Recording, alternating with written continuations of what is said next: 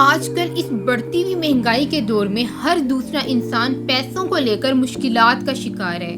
خاص طور پر وہ مرد حضرات جو بے روزگار ہوتے ہیں اور وہ چاہتے ہیں کہ انہیں کوئی چھوٹا موٹا کام مل جائے،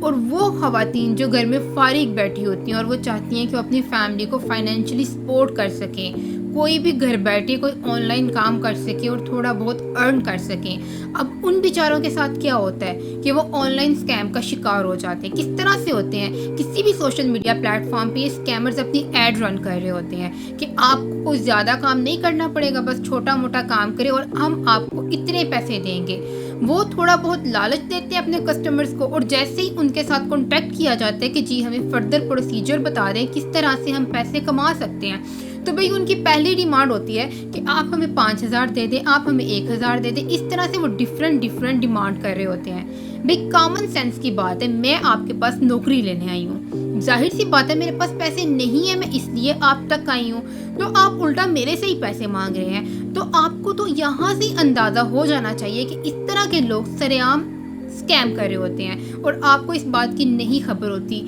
جب بھی کوئی انسان آپ سے پیسے مانگ رہا ہو یہ کہہ کے کہ وہ آپ کو نوکری دے گا، تو اس بات پہ تو 100% یقین کرنے کی ضرورت نہیں ہے کہ وہ انسان آپ کو نوکری دے سکتا ہے۔ ظاہر سی بات ہے وہ اسکیم کرے گا اور وہ غائب ہو جائے گا۔ اور یہ صرف چھوٹے لیول پہ نہیں، بڑے لیول پہ بھی اس طرح کے اسکیم آرام سے ہو رہے ہوتے ہیں۔ ہاؤسنگ سوسائٹی کے نام پر پلاٹ بیچے جاتے ہیں، جعلی کاغذات تو آپ کو مل جاتے ہیں، لیکن جب آپ پلاٹ لینے جاتے ہیں تو ماشاءاللہ وہاں پہ اس طرح کی کوئی جگہ بھی موجود نہیں ہوتی، تو لوگوں کے ساتھ اتنی آسانی سے دھوکہ دھڑی ہو رہی ہوتی ہے، اسکیم ہو رہا ہوتا ہے، اور لوگوں کو بالکل بھی خدا کا خوف نہیں آتا۔ حالانکہ صحیح مسلم میں حدیث مبارکہ ہے کہ جو شخص دھوکہ دے وہ ہم میں سے نہیں، مطلب اللہ کے پیارے نبی صلی اللہ علیہ وآلہ وسلم نے اس انسان کے ساتھ رشتہ ختم کرنے کے بارے میں بتایا ہے کہ میرا اس کے ساتھ کوئی رشتہ نہیں ہے، لیکن اس کے باوجود بھی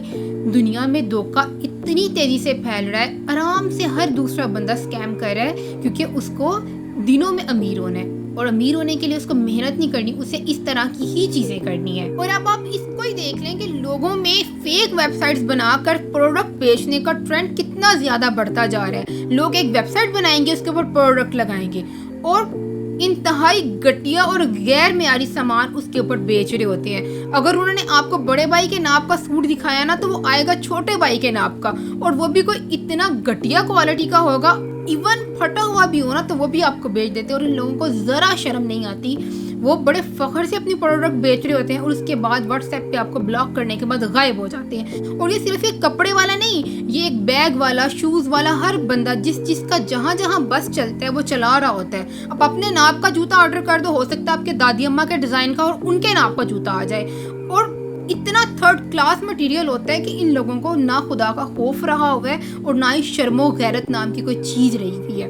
اور صرف یہ یہاں تک نہیں، اب اسلام میں سود کو حرام قرار دیا گیا ہے، لیکن سود لوگ دیتے بھی ہیں اور لیتے بھی ہیں۔ حضرت عبداللہ بن مسعود رضی اللہ عنہ فرماتے ہیں کہ حضور صلی اللہ علیہ وآلہ وسلم نے سود لینے والے پر، سود دینے والے پر اور ان کے دونوں گواہوں پر اور اس کے لکھنے والوں پر بھی لعنت فرمائی ہے۔ لیکن آپ دیکھ لیں کس طرح سے سود کو دن بدن فروغ ملتا جا رہا ہے، اور اس کو ایک منافع بخش کاروبار بنا کر پرموٹ کیا جاتا ہے، اور ہماری نوجوان نسل کو اس کے اندر دھکیلا جا رہا ہے، اور ان کو بغیر کسی سمجھ بوجھ کے اس کے اندر پراپر طور پر انوالو کرنے کے لیے منصوبے بنائے جا رہے ہیں۔ دنیا میں کوئی ایک انسان بھی ایسا نہیں ہے جس نے محنت نہ کی ہو اور وہ راتوں رات امیر ہو گیا ہو۔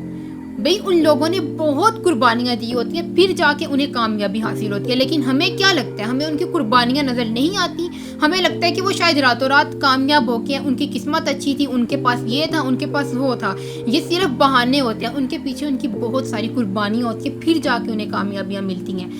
لیکن ہمارے جو اسکیمرز ہیں وہ ہماری نوجوان نسل کے لیے اتنے اچھے پروگرام لے کے آتے ہیں جن میں حلال حرام کی کوئی تمیز نہیں ہوتی، بس یہ سکھایا جاتا ہے کہ بھئی آپ راتوں رات امیر ہو جاؤ گے۔ بھئی مجھے بتاؤ کوئی آپ کو پیسہ کیوں دے گا؟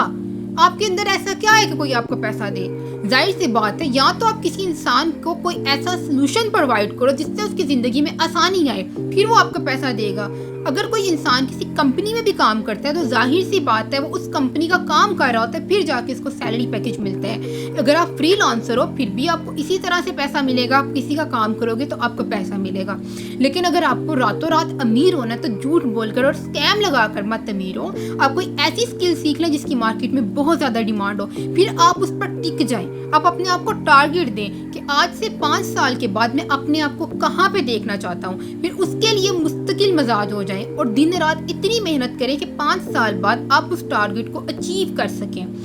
آپ کی لائف کے ہر پیریڈ میں انرجی کا لیول ڈیفرنٹ ہوتا ہے، عمر کے ساتھ ساتھ وہ لیول کم ہونا شروع ہو جاتا ہے، تو ایک عمر کے خاص حصے میں آپ اپنے آپ کو ایک ٹارگٹ دیں، پھر اس کو اچیو کریں، محنت کریں، پھر ہٹ ڈرامیاں نہ کریں، اور یہ کسی بھی اسکیمر اور یہ شارٹ کٹ والے میتھڈ کو اپنانے کی کوشش مت کریں۔ دنیا میں کوئی بھی ایسا انسان نہیں ہے جو شارٹ کٹ کو اپنا کر اتنی اوپر گیا ہو، یہ سب غلط باتیں ہیں۔ مستقل مزاجی محنت اور تحمل کے ساتھ محنت کریں اور اس کے بعد آپ کو اس کا پھل ضرور ملے گا۔